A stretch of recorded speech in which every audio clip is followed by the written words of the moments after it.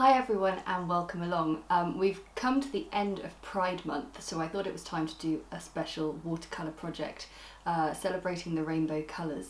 So we're going to do our first bit of word art today. It's something you've been asking me about for a while, so we're going to look at doing freehand letter writing, and then we're going to paint them in and look at some lovely graded washes. So get your kit and let's get started. Right, well here we are. This is the flag that I'm going to be using as my reference today for my word art. So I'll just pop that up there for 1 minute and we are going to make a start. So we've got a bit more kit than normal today because we need to do a little bit of marking out. So I've got a ruler, I've also got a set square, which is probably my most used piece of kit. I sort of prefer it to a ruler. Then we've got a pencil, and I've got a pencil and a compass, but also my rubber, because when we do watercolour painting, I always say that any pencil you do needs to be super faint. So when I sort of do this work, I want it to be really faint, but I also want you to be able to see it. So I'm going to hopefully do it just a little bit more pronounced than how I'd want you to do it, I suppose. Okay, so what I'm going to do, I've first done a baseline because we're going to write the word love and we're then going to colour it in the rainbow flag. So I've done a baseline for my letters. Love is a 4-letter word and I am going to do, each letter is going to be about 4 centimetres long and 6 centimetres tall. So let's just give ourselves the top and bottom lines. There's a little mark there, little mark there.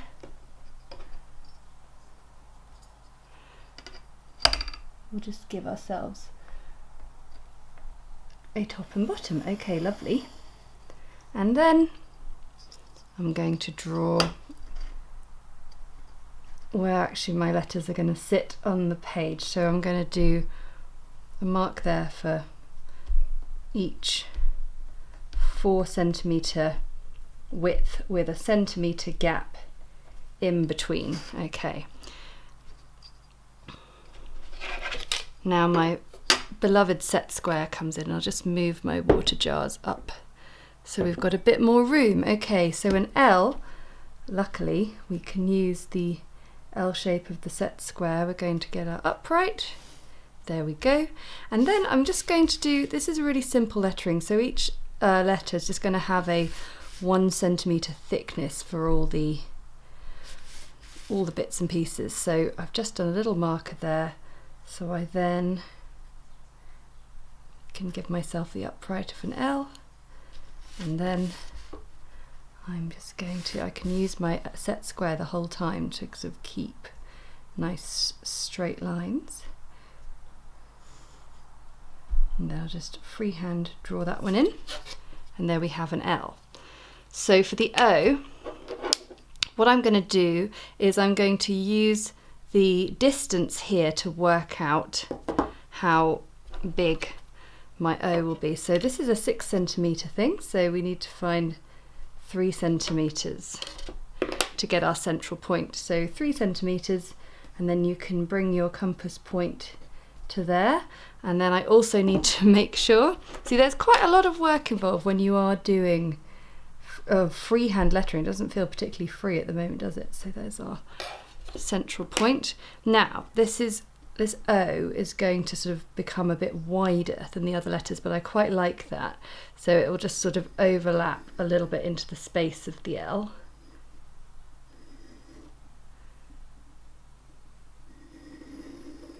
And then to make it just a centimetre smaller, we'll find, if we're being nice and precise, 2 centimetres, great. Oh no, God, doesn't that always happen? I think it's because my pencil is just a little bit too high up. There we go. Let's just squish it down. There we go.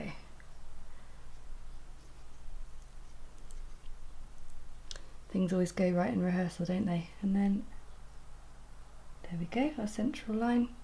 Let's just make sure we've still got 2 centimetres. Oh no, we're a little bit bigger. Perfect.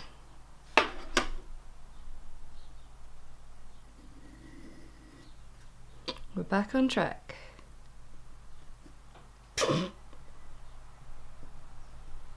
Famous last words. Lovely. Okay, phew, enough of that. But that's a nice simple way, haha, of doing an O. Okay, so we've got a V next. I am going to do a pointed V at the base. So I've found my central place, and then I'm also going to work out the top outer edges. So I've got those markers there just telling me where 4 centimetres is, and then I am going to draw that in pencil as well. And then I'm going to find 1 centimetre in and 1 centimetre in. Just going to find the central position there. It might be even higher. We'll just cheat it in a little bit. There we go.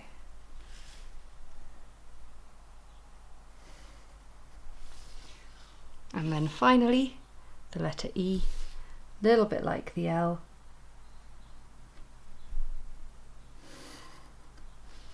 To get our upright, 1 centimetre thick. And of course we've got 3 prongs that come out of the E, so we'll have a centimetre mark there, centimetre mark there, and instead I'm just going to work out that's the middle line, so a centimetre marked either side there. And then of course getting the finish line of both of those, so then we can start drawing it in. So let's first get our E upright drawn in. Glorious. And then we can use our set square yet again to give us the straight lines we need. I think I'm going to have that central one just coming out to 2, should we have 2.5? I think 2.5 is nice. So this is a really basic letter outline, but you can see from just using a set square and a little bit of maths that you can get yourself a really nice set of lettering just to start out. Okay, I think it's time for some painting. Now I've got my rubber there because even with it being very faint, at this point I would recommend that you rubbed it out just a little bit. Of course, I don't want it to be completely invisible for you, so I will just rub out some little bits. But on the whole, I would recommend you rubbed this out until you could really barely see it. Now, the other thing that's going to be important with this exercise is looking at these lines. So the original Pride flag had just the horizontal lines, and they've recently brought in the progressive Pride flag to include this triangular shape on the side. So, oh look, the set square, that's rather useful, isn't it? So what I'm going to do is I'm going to just draw in this shape here. So what I'm doing is I'm doing word art where it's going to look as if we've sort of put a white template of the word love in paper down over the rainbow flag. So you'll just see the rainbow in the letters poking through. And that's kind of nice, and we can match that up with our midway point there, and we'll just put in this arrow and continue it down there. And then we can do the smaller lines, the smaller arrows.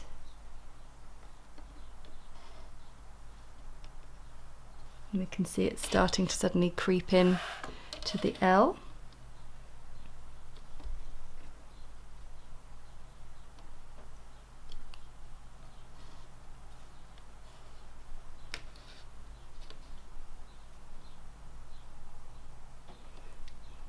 And the thing is, we're going to be doing a fairly sort of loose watercolour wash on this, so this is more just a guide really. So we've got 1, 2, 3, 4.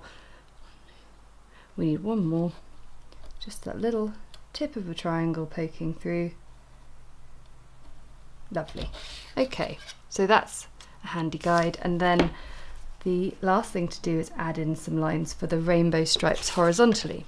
However, I don't think you want to put these in too strong, just because we want to get a sense. I'm going to do a lovely sort of loose rainbow wash on this, but what I am going to do is I'm just going to put markers on the outsides of the letters, because those are easily rubbed out. So we have got a central line, and then we're going to use the top line, because we've got 6 colours in this flag and our lettering is 6 centimetres high, so we can handily use some of the markings we've already worked out. I think letter art and word art is such a vast and varying skill set, and this is a real basic beginner's introduction, but I think it's important to at least have a go at trying out these basics before you, well, don't run before you can walk, I guess. So this is just a nice handy fun little guide for watercolour purposes as well, so that we're not painting over stuff that needs to be painted on later. Okay, so we've got our template all done, so we can bring our paints back in and we can get painting. So I'm going to move the pencils out the way. Right, so we've got 2 jars of water today, because there's going to be a lot of colour going on in our palette, and so our brushes are going to need plenty of washing up. In my palette I've got a circle of rainbow colours that are all in the flag, but we do have one missing, and that's because the purple, I don't have a correct kind of tone of purple that we need for the flag, so that'll be a nice opportunity to actually mix a colour, because I think a lot of people feel they need to have every colour under the sun readily sort of done in their palette and not actually want to mix stuff, but actually mixing colours is a real lovely sort of release into a world of colour. So we'll do that. So we're going to start off by looking at how we're going to do this blend. So wet brushes, and I'm going to use a size 2 brush primarily. I've got my larger and smaller brushes ready, but I think we're going to need a bit more control than using a large brush, and we need to cover more distance quicker because we're going to be doing some blends, so we don't want to use the little brush all the time. So we'll put those down to one side and we will get going. So what I'm going to be doing is a lovely colour wash, but we're going to be doing it in the rainbow flag, and we want to get a nice blend of the colours, but we don't want it to be so wet that it seeps into one another without any definition. So what I'm going to do, I've timed this in my rehearsal, and I've worked out that if I do a section of colour on 2 of the letters, by the time I finished the second letter, the first one is dried and we're ready to add that in. So that's what I'm going to do. So we're going to start with cadmium red. So I'm just going to wake up the colour in the palette, and I'll explain to you why I've got 2 jars of water. Now it's something that I don't do often, and I'm often sticking my brush in the wrong jar of water, so I'm starting with good intentions, but you never know. And I have got here a lovely mix of cadmium red that is very wet, and I'm just going to colour in, which is my worst nightmare, quite frankly. I hate colouring in, but sometimes we've got to be precise. So you can see that this colour here is nice and wet. It's fairly strong. I mean, we want these colours of the rainbow to be vibrant and lovely, don't we? Okay, really nice. And I've just filled in that top section, and then I'm also going to fill in this top section of the V here.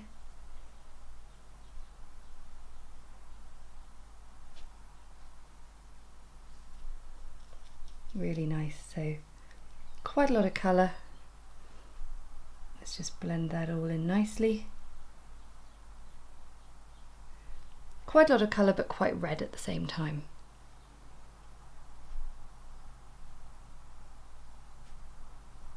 All the while that E is drying slowly, but not completely. So it's time for us now to get our orange into play. So when we start to use more than one colour, essentially I've got one water jar to clean off my brush entirely and another to wet it, but we're not quite at the stage yet where we're having terrible colour mixes going on.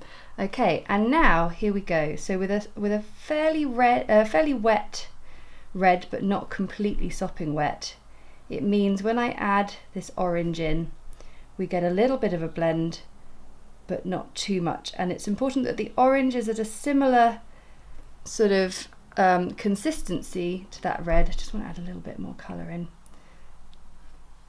But you notice that I'm not poking about with that orange, I'm just letting it get on with its thing. So again here, a little bit more water on my brush, and then we're just going to let them touch each other, but we're not going to overly disturb. And what I think is nice with this is you get this sort of gentle rainbow effect on some really crisp lettering.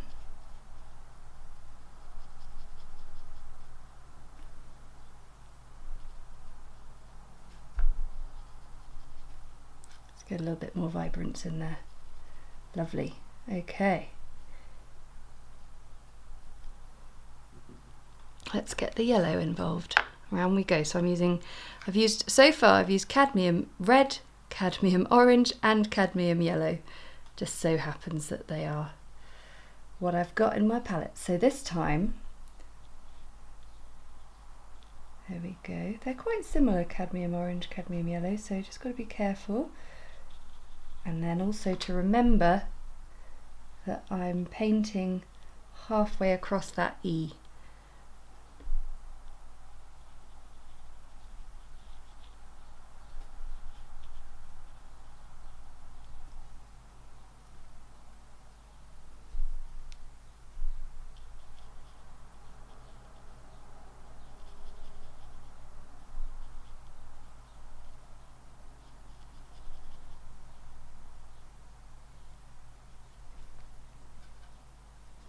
Nice gentle blend.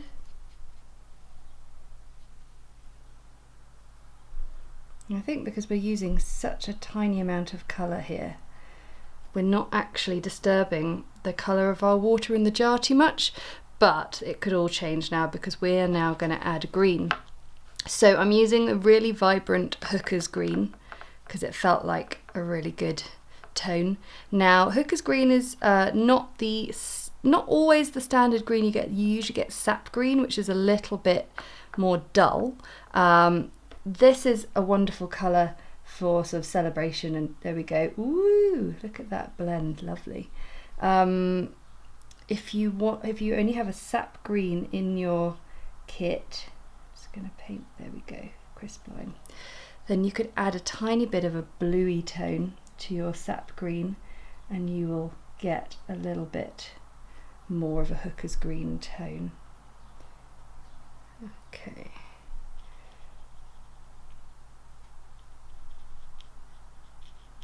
And again, I don't want to disturb that yellow too much. I just want to allow for the green to do its thing.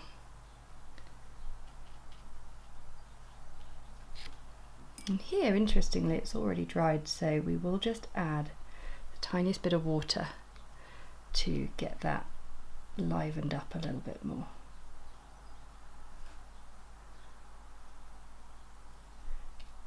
Whereas this one, you can see the water hadn't yet seeped in, so we're getting a nice colour blend.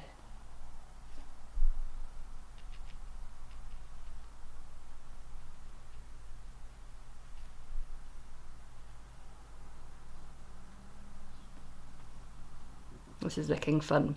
Right, next up I'm using a French ultramarine blue, which is a lovely bold, deep blue, but it's still got it's got a warmth to it, which I like. And still, my water jar is not looking too shabby, so we're going to keep going.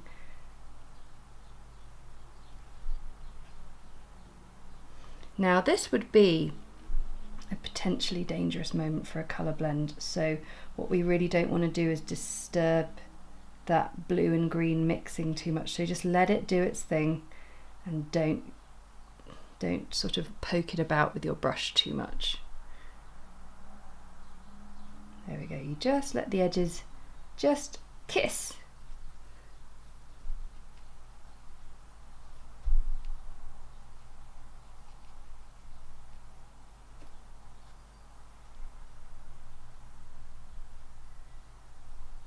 There we go. And finally we need some purple. So I'm going to use the blue that I've already mixed up, but not too much of it. And then round the corner of my palette is Opera Rose. So let's get these two, we can probably just about see that. So Opera Rose will liven you up a bit. It's a beautiful pink colour. Now the pink is not as punchy as the blue in terms of pigments, so we only want the smallest amount of blue, and then there we go. Oh, that's a lovely purple, and that is pretty darn spot on for me, so let's mix it in. And that's really nice.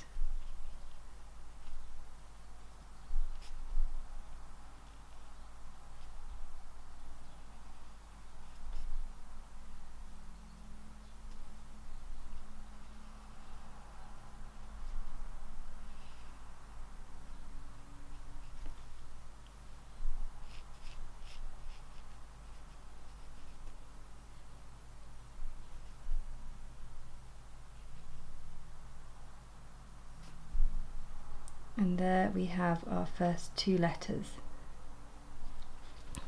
I think that's kind of fun. So I'm just going to get on with doing the O and working my way down from the top. Now the only tricky thing here is we don't have two letters to be doing at once, because of course the L has a different colour palette largely in it.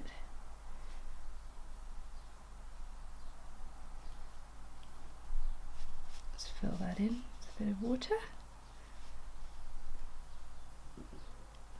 The orange.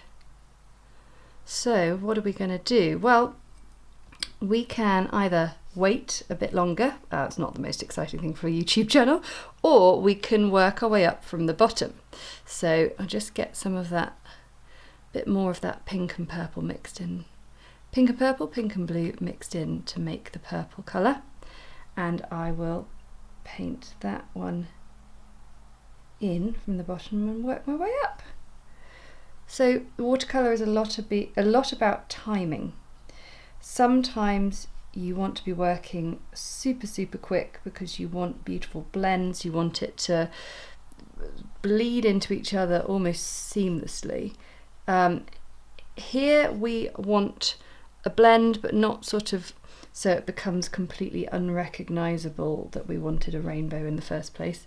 So we just allow for the paint to dry a little bit, and then we get a lovely soft colour.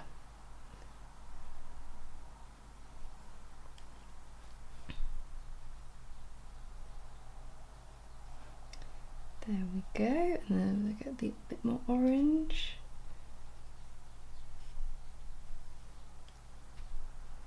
And we'll soon be looking at the triangular colours coming in from the side. Again, as a left-hander, I thought about it, was sensible, and did my colours from the right to left, which is great. This means that my hand isn't coming in and smudging them all. A lot of you are right-handers, so just be careful, but you could always work your way backwards. So you would start with your you'd start with your triangular rainbow in the L first.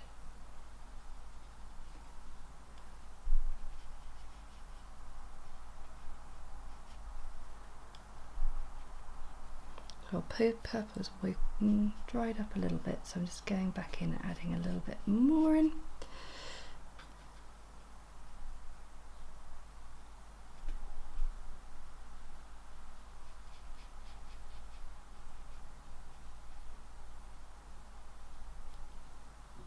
This would be quite a fun thing to put in your window if you've got a Pride March going past. So no more green, we want the yellow.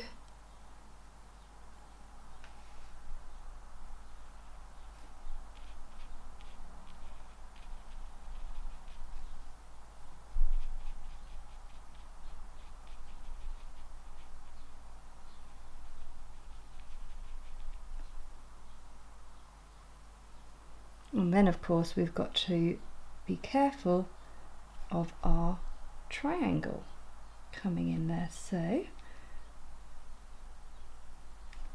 there we go. And then let's pop in the green. I'm going to pop in the green on this side first, just because that yellow over on the right there is still drying and this green is quite a punchy colour.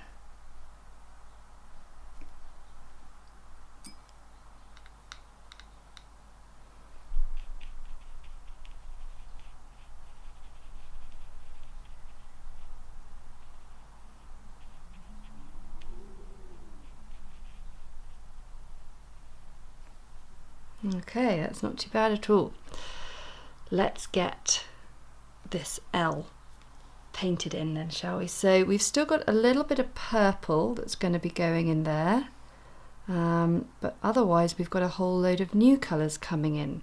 So I'm going to pop that purple in there, just so we've got it done.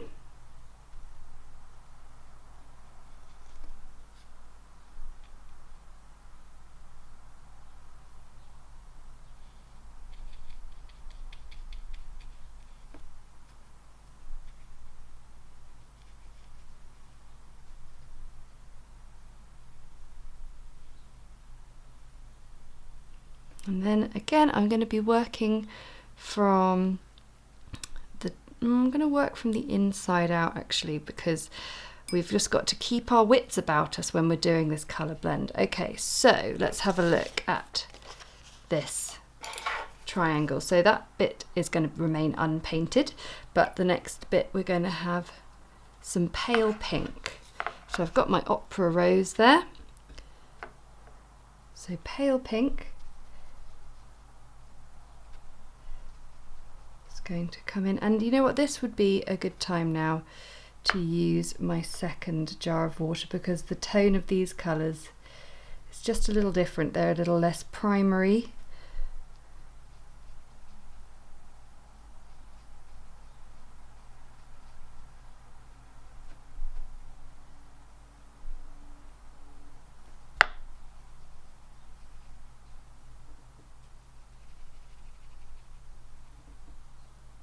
Okay,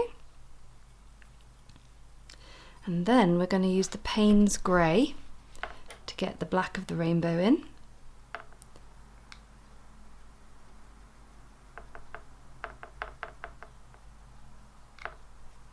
And let's see how we go. Whoops, so you've got to be careful, it's a strong colour.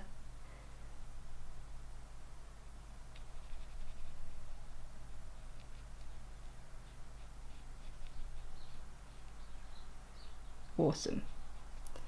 Okay, and then we've got it here on the purple.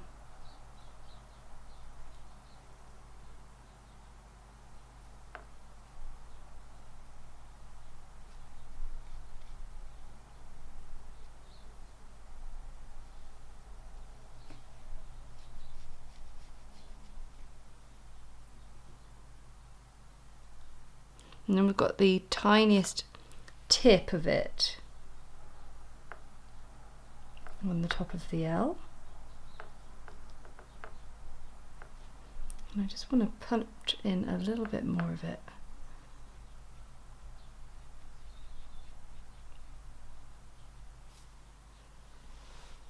So that is a fun little exercise in colour blending. It's quite a childish little sort of effect. It's not particularly sophisticated, but I don't care because it signifies something really special. So we're going to wait for that to dry and then see how it looks once we've rubbed all the pencil out. And there we have a Progressive Pride rainbow all rubbed out. I tried to rub out the pencil on camera and everything just shook loads, so I'm really sorry, but I have to rub that out off camera. But yeah, on the whole, the pencil's rubbed out really nicely, even when we were painting over it here. So it's just so important. Get yourself a good rubber. This is the putty rubber or a kneadable eraser. Link in the episode notes where you can get one of those. And yeah, this was a really fun little exercise in seeing what happens with colour blending and how to weight and how certain colours sort of react against each other, and a lovely celebration. So thanks for watching, and of course, happy Pride. This was a really fun one for me to do, and I'm looking forward to doing more word art with you in future. So if you liked the video, hit the like button, comment below, and of course hit subscribe so you don't miss a future video. Alright, bye!